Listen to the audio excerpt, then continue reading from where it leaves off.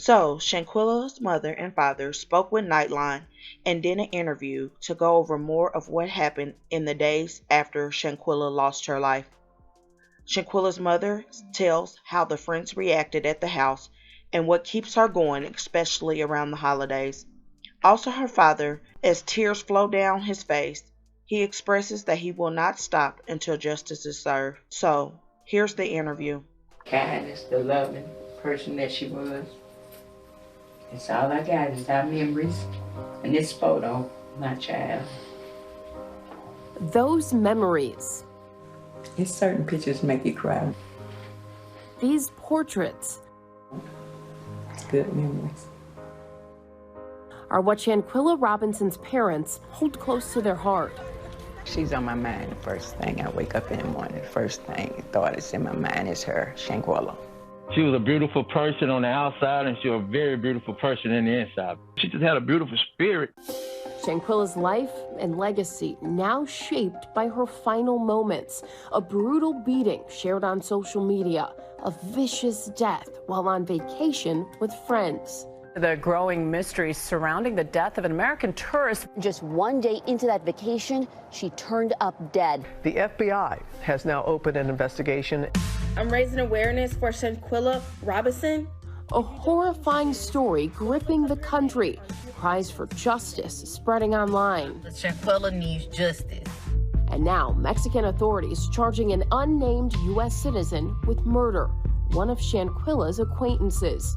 But still, the family left wondering what happened, who did it, and why. The further mystery of this case is that the people that she was with when she died, they let leave Mexico. I thank God for the 25 years that she were here with me, you know. But I hate to see my child leave here like that, you know. That was a terrible way for her to die. What were her hopes and dreams? What were her plans for herself? Well, she always said she wanted to have a successful business. Yeah. You know, that's all she pretty much talked about. And she could do anything. Yeah. Anything that she set her mind to do.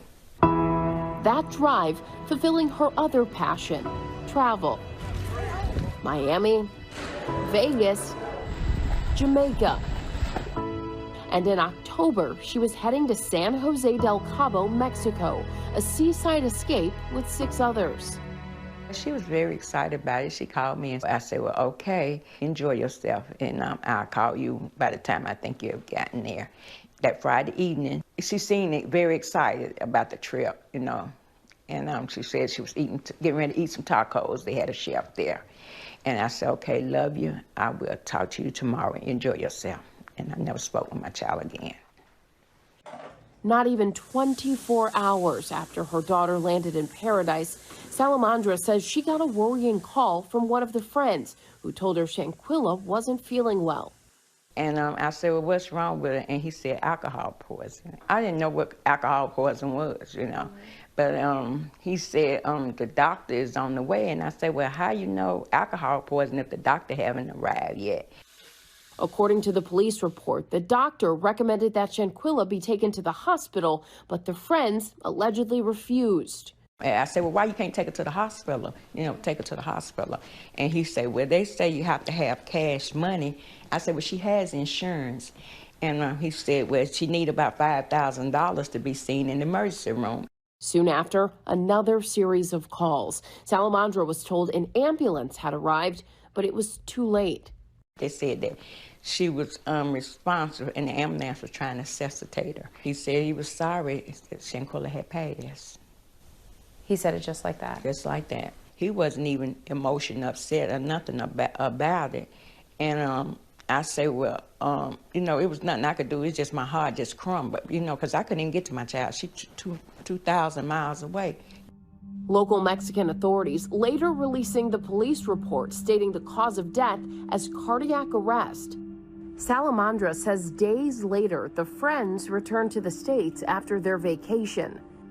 But as the family grieved, Salamandra says she received a disturbing call. I got a call from somebody, I didn't even know who it was, and they said that they was over there fighting that girl. And that's the way they left it, just like that. So someone just called you, said that, and then hung up? And hung up. Say they was over there fighting her. I don't know why they keep talking about alcohol poison. Salamandra telling us she confronted the friends about that call when they visited her at home in Charlotte, North Carolina. They was crying and say they never had a fight. They even sit here and say they was picking out what they was wearing to the funeral. They sit down here and we was talking about what colors we was gonna wear and what we was gonna do, and they sit here and say, pick out what they was wearing to the funeral. As Shanquella's family was making plans for her funeral, they received bombshell news contradicting everything they'd been told by the so-called friends and the police report. When they called me and the autopsy came back, it all made sense.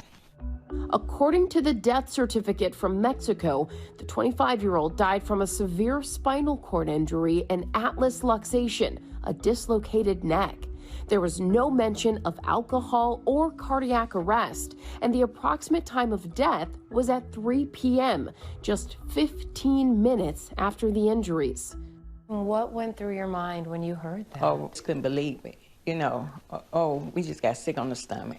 Salamandra again says she confronted one of the friends who lived nearby. They say Shanquella didn't die from no alcohol poisoning. They say she had been beating her neck. He broke out in a sweat, and he came out of his shirt. He was sweating so bad, it's like it was eating him up. But soon, another punch in the gut.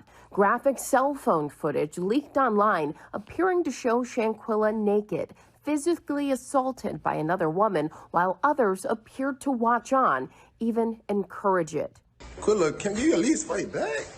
All six of them had an opportunity to stop that situation. Neither one of them didn't do nothing about it. Who give them the right to take a life?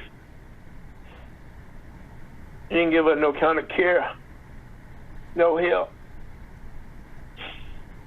I can just feel her suffering, man. The last breath she took out of her body. It's hard, but I want the world to see it. I want everything to come out because I want justice for my child. I pray for her family and I pray for justice. That video sparking demands for answers. I'm raising awareness for Shanquella Robinson. Thousands of people across social media posting justice for Quilla and say her name, and hundreds attending her funeral in solidarity. I just thought she would be burying me, not me burying her, man. When she came through the funeral home, I stood over, man, and I told her, baby girl, you would not die in vain. Daddy will get to the bottom of it, man. But that bottom is often a deep pit. Prosecutors in Mexico are filing charges for femicide, a form of gender-based violence. The reality is it's a homicide case. And it doesn't change what you investigate. It doesn't change what evidence you need to convict somebody. Mexican authorities issued an arrest warrant 2 weeks ago for one of the friends.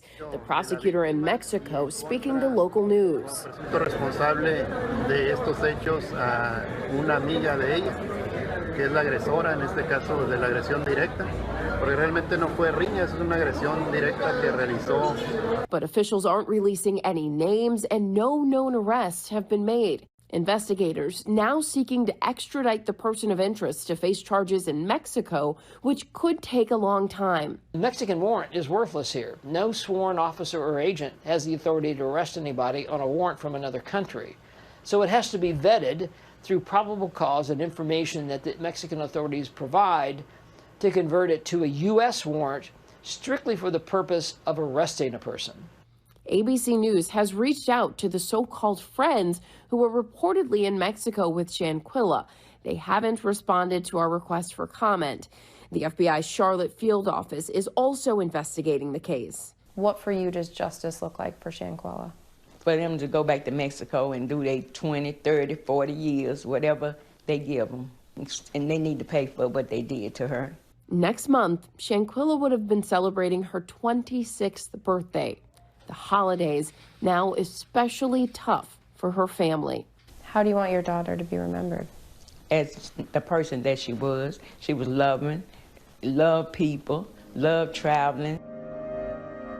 I hurt, but I also know that God don't make no mistakes. My heart gonna hurt, and it's gonna hurt for a while. But you know, I know God gonna give me strength to get through it. No matter how many times she speaks on this, it breaks my heart over and over. Also, the fact that part of the Cabo Six could come to the house and lie to Shanquella's mother's face And then Khalil breaks out into a sweat so bad, Shanquella's mother says, that he has to take off his shirt. Anyone with a conscious mind knows that's guilt all over it. The best friend, so messed up on so many levels. Also, they went over the funeral plans and what they would wear with Miss Salamandra while they were there. It's mind-blowing. Please tell me your thoughts and continue to keep this case alive until full justice is served for Shanquella. And as always, remember, stay woke. Things change quickly.